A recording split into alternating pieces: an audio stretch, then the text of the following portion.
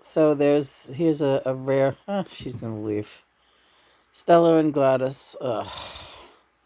Why'd she have to leave? That was like the perfect shot. Yeah. Well, it was Gladys anyway. Stella. Hey Gladys. Stella's been taking up most of the videos lately anyway. So we get good old Gladys up there.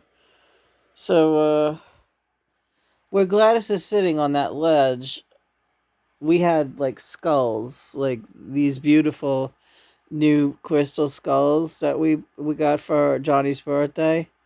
Now they're over by Jesus. Jesus is watching over them and taking care. We didn't name those. Yeah, we didn't name those beautiful crystal skulls, but we will.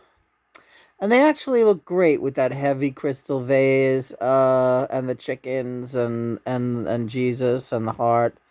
That's actually a better display. The light hits them nice, but those skulls were where Gladys is now stretched out. And the kittens yesterday decided that they just didn't want those skulls to be there. They wanted that ledge for themselves. These kittens are and Stella threw one of them those skulls on the floor, and it's heavy. And she I was it didn't break at all. Yeah, it didn't even get like I don't even think a scuff. They're really well made, really heavy glass. Yeah. So I was really happy about that.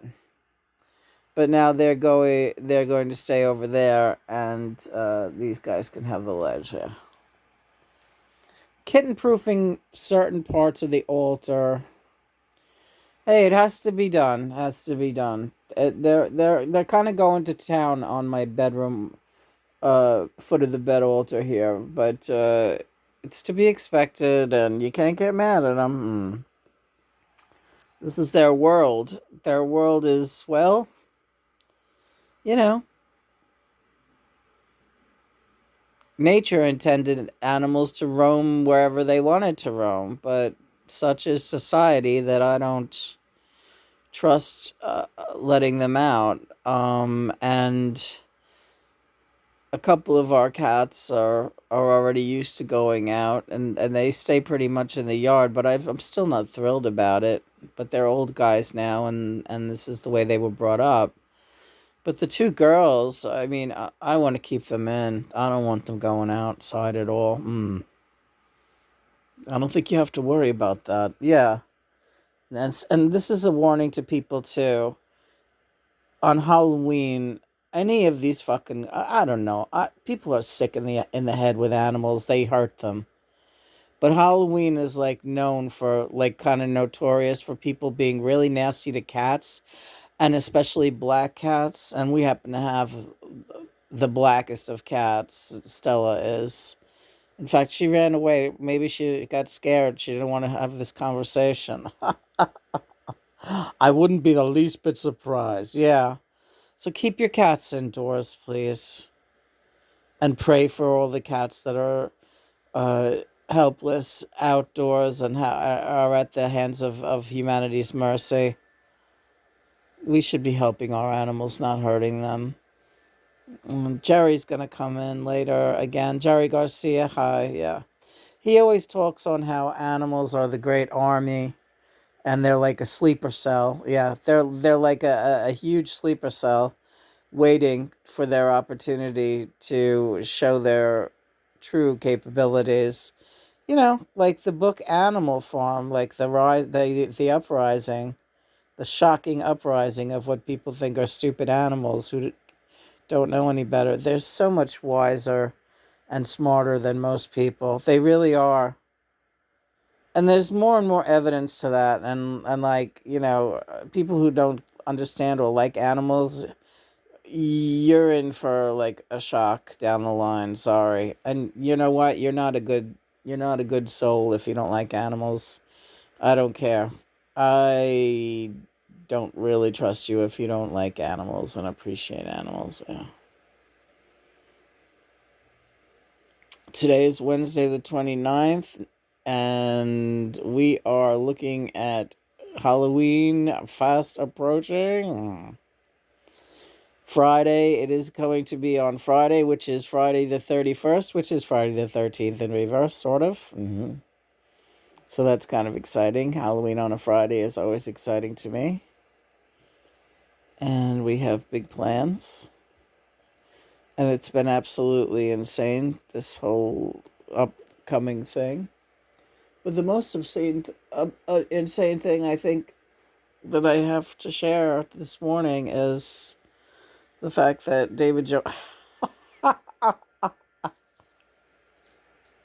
David Johansen pillow has arrived. I tell you, this thing is stuffed to the max, isn't it? Yeah, hey David, hold on one second. Let's catch up here. This is fucking a rootin' tootin' good time. That's what this is. Yeah, yeah. David Joe said that when my pillow. Okay, you gotta get Johnny up there with me. All right, let's get the two guys together. Hey, how you doing, David? I'm doing great. I'm doing better than you know. I think I know how you're doing. I told Lena, you know what he's walking around because the pillow got here early this morning. We actually, I was told that the pillow was going to be arriving today, so I was excited because really it came fast. Yeah. This is exactly how David Johansen of Buster Poindexter looked the last time I saw him performing in New York City at the Cafe Carlyle. This was the look. So when we saw this picture of him, I said, "All right, we got to get a David Joe pillow." Well, I know because you got the shirt, right? I got a shirt, but it's not the same. This is good. I like this. Yeah, I know you did. We can make a puppet out of it. You can put a stick in it. All right. Well, we'll talk about. You can put a stick in it. All right. I heard you say. Put a stick in it, please. Yeah. All right. I'm gonna put a stick in it. All right. You don't have to. Jesus Christ. What do you got? Heartburn? Yeah. I take these vitamins in the morning, and you got to drink more water with that. Yeah. Right. Okay. Otherwise, it sits in your chest like a bomb. Oh my God. Hey, you're an old lady, you know. John, what's David Joe? When are we going to tell the pastrami story? Can we tell that today? You want to tell the pastrami story today? Yes, I do. All right, I'm going to explain it to the best of my ability. All right, David Johansen, ladies and gentlemen, to tell the story. I'm a saint. I'm a patron saint. I really am, and I'm John's little brother Buster from when he was Jackie Brown. I was Buster. I was Buster Brown. Right. I was John's brother Buster. And now in this life, he's Buster Poindexter. That's right. But yeah, when you were Lindy and you and Johnny were married, and you were Jack and Lindy Brown, I was little Buster. Right, Buster Brown. I understand that. Right. But long before that, before the days of that time began, or however you want to say, I was a saint, you know, and Johnny's, and I was like a guiding force in Johnny's life, and I was put in place to, I'm also on the twin flame mission. My lovely wife Mara, who has survived me now, and she's in the same boat as you, Lena, hanging out with the dead people, right? But I don't want to digress, and it's so I shall say that I have always been a guiding and helpful force in Johnny's life, and I was put into place to be his brother, his friend, his comrade, right? And we have shared that. We have shared that. That's why you felt such an affinity for me when you first met me through Christopher and started coming to my shows and really appreciating me as an artist, but you fell in love with me. I know, I did, yeah. And Johnny doesn't get jealous. We've established that. That's not that kind of love. It's you and me. We're pals, and we always had a rapport, and I loved you, and you loved me. Right. And everyone loves everyone. So, going back to when Johnny could not connect with you, right? I was able to connect with him in the way you do now, Lena. And I was on the earth too. Right, okay. But Johnny would be talking to me, and Johnny was crossed over, and he would come to me in astral visits and be crying, Buster, Buster. He called you, but he did. He called me Buster because in our last incarnation together, he was Jackie Brown and I was Buster. So he still called me Buster. Oh my God, that's hysterical. Yeah, it is. Well, I don't know how hysterical it is, but it's true. So, John, you're looking at Buster right now with like you're just in love with him. I absolutely, I love this guy so much. He does. Absolutely, yeah, he loves me. I know he does. So one time he was crying, "Your arm is killing you. You did this wrong." No, I'm all right. You okay now? Yeah. So one time, one particularly bad time because he used to how it looked here in the outer realms. I'll try to paint a picture. It was like Lena looked like one of those mannequins, like those real dolls, like that people buy to keep them company. Like she was in a coma and she just looked like this, like this pretty doll that he dragged around with him everywhere. That's what it looked like in the outer realms. Because you were in a psychic coma and couldn't under he you were so blocked that he could not even reach you astrally anymore, but he would not let go of you for 1 minute, so he'd be dragging you around or sometimes like wheeling you around in a chair, but most of the time kind of like a caveman. Kind of like a caveman. Jerry mentioned the caveman. I was laughing at that yesterday. But yeah, and it just kind of, not by my hair, no, not by your hair, but practically, he would just have you slung under his arm, and he'd just kind of be pulling you around, and you would just be like oblivious and just out to lunch and not even, and then he'd sit you up in a chair, and then he would even like sit in your lap sometimes. Right. John would sit in my lap, right, and have his arms around you and be like crying and kissing you and saying, "Okay, you're going to be all right, honey." It was really horrible. It was absolutely horrible and somehow beautiful to witness, but horrible. All right. And what did you think when all that was happening? Well, I would see you in and out in around the city, right? And I could tell this girl is having, problems. Her sometimes you'd be really drunk, sometimes your weight would fluctuate. You were a person in distress, right? But very vibrant, viable life force walking around and being a musician in New York City and going to shows and everything. Pardon me. It's all right. And but I could tell there was something in your eyes. You were unhappy with yourself and your life, right? But in the astral plane,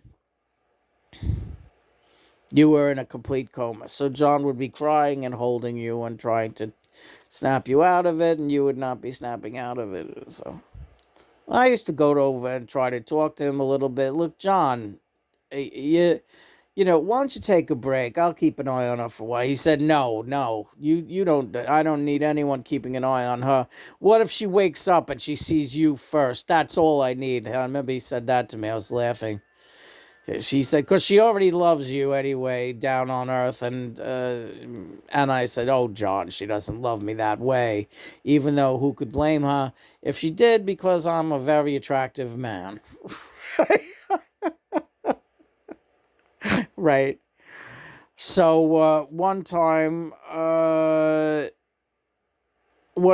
you were leaving a rehearsal down on near Fulton. No, not Fulton. You were in the by Ludwig, by Katz's. Okay, right, Ludlow. Right, right. Oh shit, I don't even remember these streets. Good, David. She came out of the recording rehearsal studio, and you and Chris and the loser drummer, that fucking guy. Oh boy, you got to see what's going on with him out here. Really, you will get into that another time. But anyway,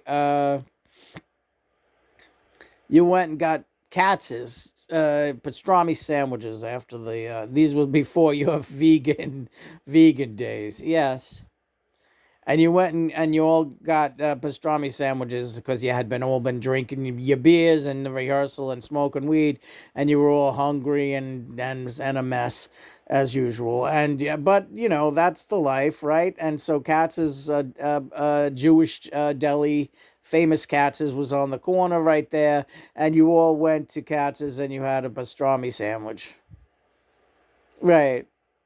And then John said, Jesus Christ, that's the last thing she needs right now is a pastrami sandwich.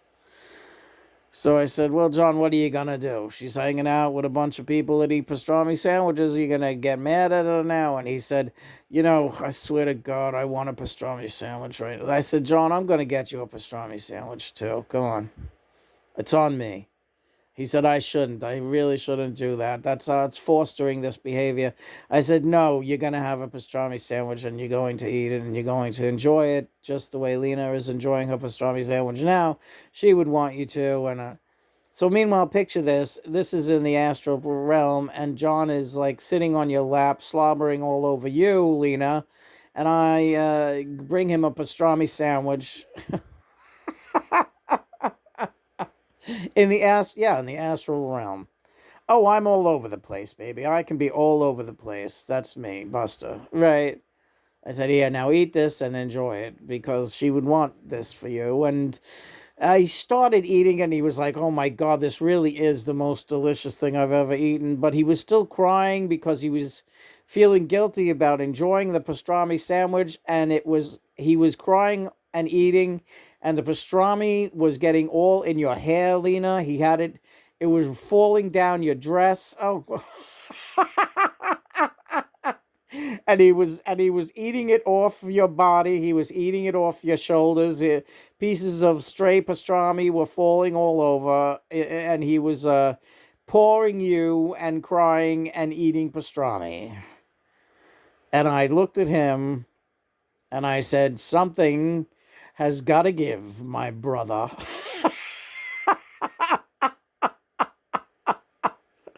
What year was this, David? Do you remember? Yeah, I would say it was like no, no, not 1990. No, probably early 2000s, something like that. Maybe 1999 or something like that.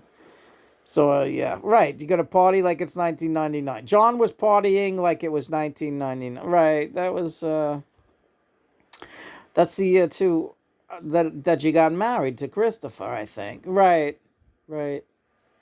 It all blends. It's all around the same area. So what happened after that? After that, John got hooked on pastrami sandwiches, and he would be eating them with every time you would have a rehearsal and go for pastrami sandwiches afterwards.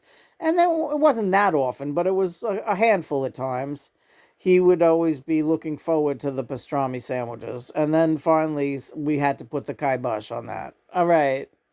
Because for both of you, it was no good. And Mother and Father God said to John, look, what are you doing, you idiot? You're like waiting for your next pastrami sandwich now. This is not part of the mission. Right. Well, David, you really did tell that story well. Thank you. I knew I could do it. Yeah, I knew you could too. Really. Oh, shit. You're trying to take a picture of these guys. Yeah, you guys look great as pillows. So what are you gonna do today? Oh, I think we're gonna eat pastrami sandwiches. No, you're not. No, we're not. We are. We have a lot of things that on the burner. A lot of blog pieces to refine, and I'm not really in the mood to do those today. So maybe we're just gonna try to read. Or John, what are your thoughts about what we should do today? Well, we drew a tarot card earlier, and it was the Six of Cups, and that is just spend some time reminiscing with a dear old friend or friends, right? So I have a blog piece that I wanted to write about that had to do with your prom night, Lena, and how I saw you on your prom night. Okay, yes, John was telling me yesterday that he did see me on my prom night, and Lena got hysterical and we couldn't talk about it anymore. So I'm bringing it up while Buster is here. And this way we can talk about it. Yeah, see, I'm a good Buster. They call me Buster the Buffer. They don't call me Buster the Buffer for nothing. That's true, Buster. So go ahead, John. On Lena's prom night, it was June 1980, and I knew what her prom plans were. And I knew that part of her plans included going into Manhattan. They had a hired limo driver, Lena, her boyfriend, Ronnie, as she calls him in the blog, uh, and two other couples. They had a limo. And after the prom reception, the plan was to first go to Central Park for a carriage horse ride, to be followed by taking the limo, final destination, Rockaway Beach, to watch the sun come up. But I knew about the carriage horse ride, and I lived right there. So I went,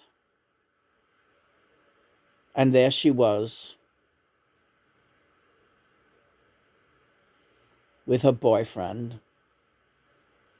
She was a vision in a fuchsia chiffon mid-length dress with angel sleeves, a high waistline, and a very low neckline. High heels, they were beige. They had small roses on them in the front and an open toe. In her high heels, she stood about 6 foot tall. But her boyfriend was still taller than her.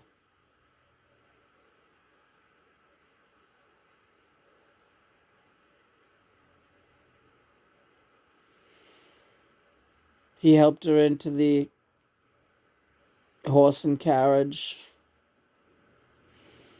Of course, she went and pet the horse first and was concerned about the horse always. Nowadays, Lena's an advocate against horse and carriage use in the city. But then it was a romantic notion. And I recorded the sound of the hooves clip-clopping away. And it's on the very end of my song, Watching the Wheels, on the final album of my earthly life, Double Fantasy. You can hear the horse clip-clopping away. Yes, that was me, always disguised, always lurking around the city where Lena was concerned, recording her only horse and carriage ride.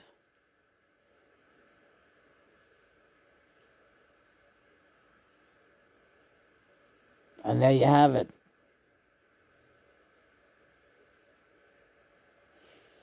Thank you, gentlemen. We'll be back later. Praise be God and Mother. Let's make it a great day. Amen. Amen. I love you, Lena. I love you too. Hey, I love you guys. We love you too, Buster. Buster Brown. He never frowns.